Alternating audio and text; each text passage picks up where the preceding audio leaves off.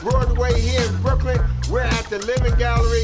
We're here for the TOP Crew 50th anniversary celebration, the J-Line edition. Now let's check out the works from the TOP 50th anniversary J-Line edition. You're watching Graffiti NYC. Peace, New York City, we love you. The art partners have been painting on the J-Line since 1974. We have a photograph of Mickey 729 and Herb 99 who will be here. They had painted a coal mine train back in 1974. Since then, all of our members in each generation, meaning first Mickey and Hers and Ann and myself painting on the J train. Then the second generation guys like Don D and Duro also painted on the J-Line. The J-Line is very special to us. And it's very special for us to be in Brooklyn for the TOP 50th anniversary because we were created in 1974 and established right here in Brooklyn. So I'm very happy to be here in Brooklyn to celebrate our 50th anniversary. Listen, man, the graffiti blood flows in my veins, man, and this is, I'm very excited because my brother, the president from TOP, invited me to this event here. And I'm grateful. I'm a little nervous because I haven't painted 40 years, and you know, I'm just trying to just bring back to the world. I'm from the past, you got the present and the future. TOP Nation in the house. This is the fast thing. When you go to the yards, you had to paint real quick. So the S, A, I, and you only had like 10 seconds to do it. And then with the filling, another 5 seconds. And the TOP, you just finish it off. That's it. You have to find something quick. A lot of guys did 2 letters, but S-A-I-N, same time. I have been writing graffiti for over 50 years. And I was king of a few lines as young as 13 years old. So I've been with this, and I'm gonna tell you, there's no crew on earth that compares with TOP. TOP is the only crew that had a writer who's the king of every single line in New York City.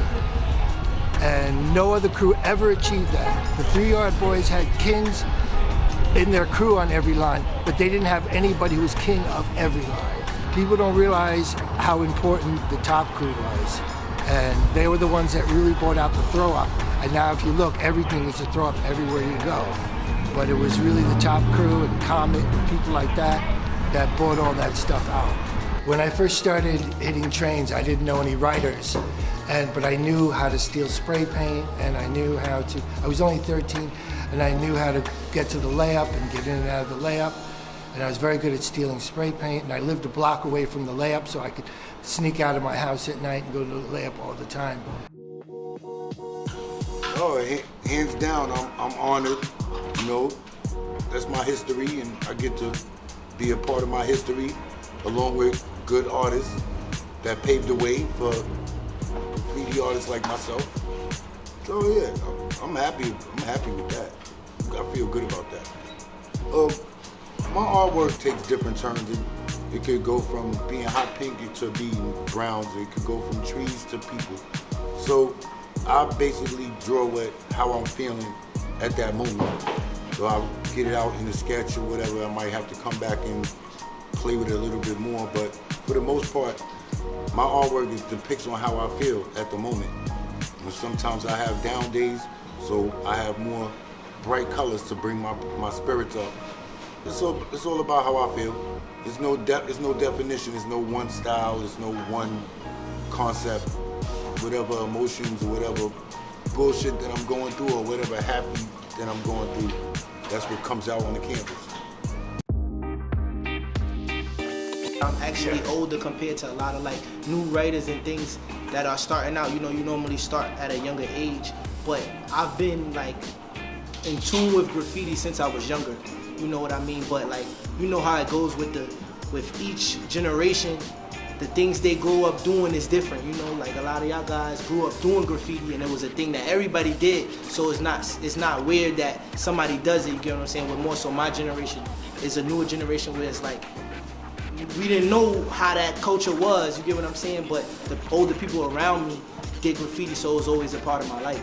Not only do I get to honor and be around, you know, what we consider legends of the game, you know, but I get to get the game, I get to see, you know, what 50 years of work looks like, you get what I'm saying? So that I can take that and do my 50 years of work to come. All right, for me, it's an honor and a privilege to be a part of the 50th anniversary. Of course, I've seen all 50 years when it comes down to top from our first meeting about having a crew until today. So I feel honored, I feel blessed. I'm happy to be with my other top brothers here today in celebration. The J-Line has been always very important to this crew. The first generation painted on the J-Line, as well as the second generation guys. I think my greatest time on the J-Line was 1977 with me and Mickey Two Top and Hearst doing a lot of pieces. I remember being out here during the blackout of 1977. Top has a long history of being on the J-Line, of course. I did a lot of work on the J-Line, especially in 1977. I lived on, you know, Gates Avenue. We'll have a lot more shows coming up throughout the year in 2024, you know, to celebrate this festive occasion of 50 years. Today, my presentation is basically about my tag and, you know, doing my tag, not only as a tag, but, you know, as a burner with 3Ds and, you know, with a background. I take great pride in my tag, and I just really wanted to show it off and just, you know, just be here to have a good time. Hi, I'm Black. This is DOMZ. I'm Herbie from Hancock. I'm Duke 9. I'm Saint Top, and you're watching Graffiti NYC.